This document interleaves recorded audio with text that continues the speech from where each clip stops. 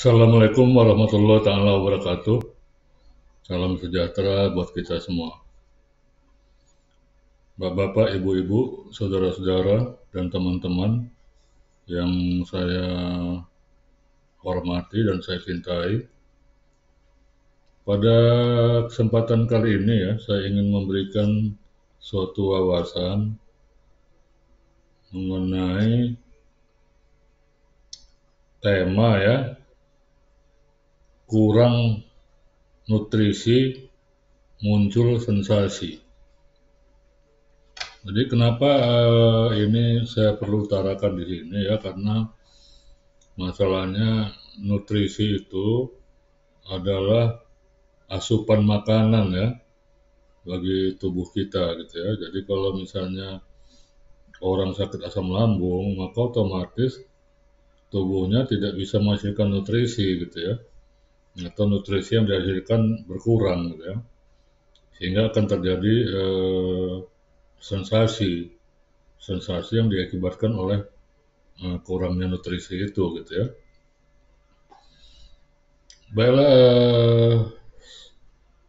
saya mulai saja dengan definisi daripada nutrisi itu sendiri gitu ya. Nutrisi adalah elemen yang dibutuhkan untuk proses dan fungsi tubuh ya. Kebutuhan tubuh untuk energi itu didapatkan dari berbagai nutrisi seperti karbohidrat, protein, lemak, air, vitamin, dan mineral. Wikipedia menyebut bahwa nutrisi atau gizi adalah substansi organik yang dibutuhkan organisme untuk fungsi normal dari sistem tubuh, pertumbuhan, dan pemeliharaan kesehatan. Ya. Itu yang dari Wikipedia. Kemudian nutrisi disebut juga zat gizi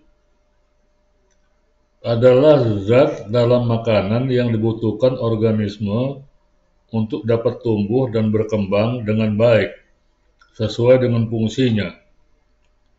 Nutrisi itu diperoleh dari hasil pemecahan makanan oleh sistem pencernaan, dan nutrisi juga seringkali disebut sebagai sari-sari makanan.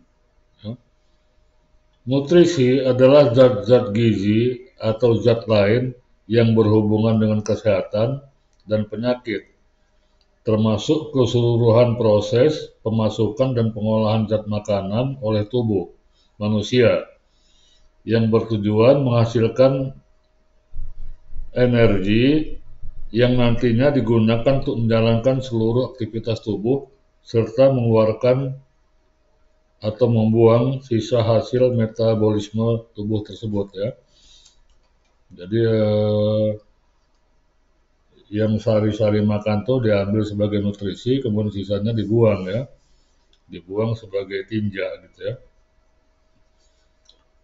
Dari definisi di atas dapat kita simpulkan bahwa nutrisi itu sebetulnya adalah asupan makanan bagi seluruh elemen atau bagian tubuh kita, agar tubuh kita mempunyai energi sehingga tetap bisa berfungsi secara normal, bertambah atau memelihara dan membangun jaringan dalam tubuh agar organ tubuh dapat berkembang secara optimal.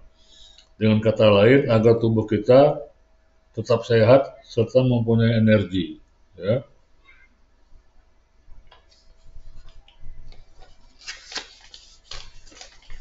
Kemudian disebutkan lagi di sini bahwa nutrisi itu adalah kandungan zat yang terdapat pada makanan sehat yang kita konsumsi sehari-hari, yang mengandung gizi cukup, yang berfungsi untuk membantu pertumbuhan dan perkembangan organ tubuh secara optimal.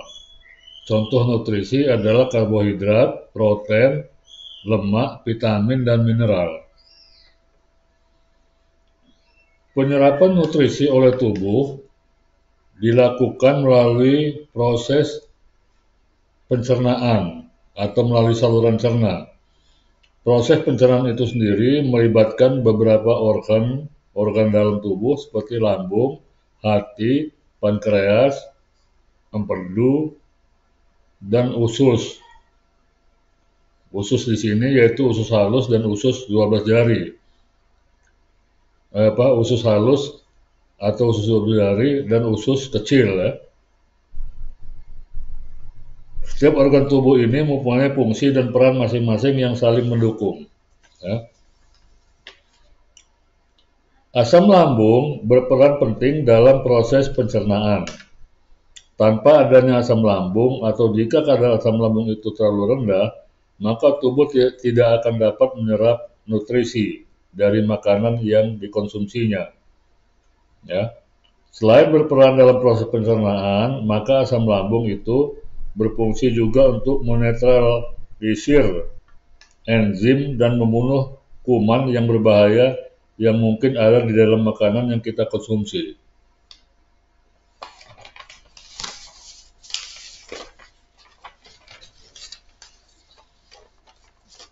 Kemudian jika tubuh tidak bisa memproduksi cukup asam lambung atau dalam istilah medisnya disebut sebagai hipokloridia,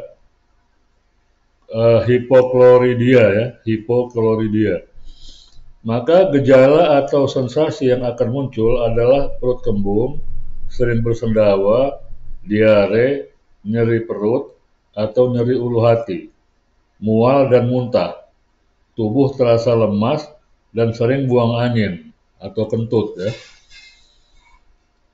Selain itu, kurangnya kadar asam lambung ini dalam jangka panjang dapat menimbulkan masalah gizi seperti kekurangan vitamin, mineral, atau protein tertentu. Hal ini karena kurangnya kadar asam lambung ini menyebabkan nutrisi-nutrisi tersebut tidak dapat dicerna dengan baik oleh tubuh. Ya.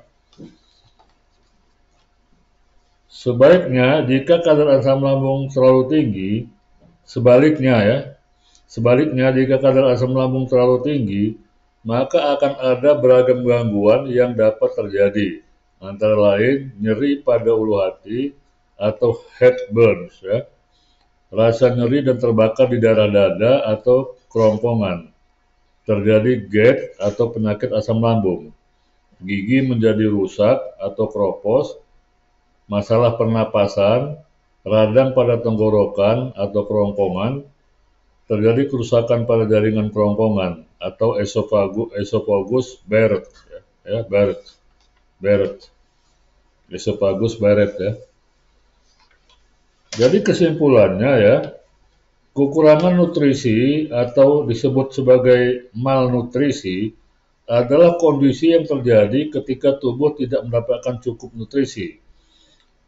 Penyebabnya adalah karena pola makan yang buruk, ya, gangguan sistem pencernaan, dan kondisi pencernaan serta adanya penyakit lainnya.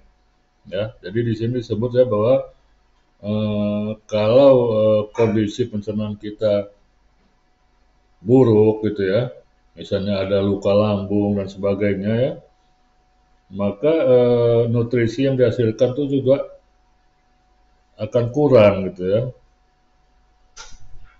karena adanya gangguan daripada lambung tersebut gitu ya. Jadi demikian ya, bisa disimpulkan bahwa sakit asam lambung itu beresiko bagi penderitanya terkena malnutrisi atau kekurangan nutrisi pada tubuhnya. Kemudian tanda daripada kekurangan nutrisi itu ya, atau malnutrisi itu antara lain adalah ya, yang pertama itu penurunan berat badan ya, kemudian mudah lelah ya, kemudian yang ketiga konsentrasi menurun, keempat gusi dan mulut kering, sering luka atau nyeri, kelima kulit dan rambut kering, keenam ya, jaringan lemak dan otot di dalam tubuh berkurang. Kemudian ke berapa nih? 1, 2, 3, 4, 5, 6, 7. Ketujuh ya, pipi dan mata cekung. 8, pembekakan pada bagian tubuh tertentu seperti di perut, wajah atau kaki. Kesembilan, mudah terkena infeksi karena melemahnya sistem kekebalan tubuh. Proses penyembuhan luka menjadi lambat. Kemudian kehilangan sistem selera makan. Kemudian yang terakhir ya, mudah terjatuh karena otot melemah. Ya. Jadi itu ya yang perlu saya sampaikan pada kesempatan kali ini ya, bahwa orang itu yang terkena sakit asam lambung itu bisa terkena malnutrisi ya, atau kekurangan nutrisi sebagai akibat karena lambungnya tidak bisa bekerja secara sempurna untuk menghasilkan nutrisi tersebut gitu ya. Jadi